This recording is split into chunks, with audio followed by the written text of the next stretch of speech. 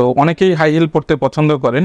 এখন একটি কমন জিজ্ঞাসা যে হাই হিল পরলে আমার হাঁটুর ব্যথা বাড়বে কি না, বা হাই হিল পরলে আমার হাঁটু বা কোমর বা আপনার অন্যান্য জয়েন্ট, পায়ের জয়েন্টের কোনো ক্ষতি হবে কিনা। হাই হিল পরলে তিনটি ঘটনা ঘটে। হাই হিল পরলে আপনার জয়েন্টের যে প্রেশার, অর্থাৎ আপনার নি জয়েন্টের যে প্রেশার বা অন্যান্য জয়েন্টের যে প্রেশার, সে প্রেশারটা আপনার বৃদ্ধি পায়।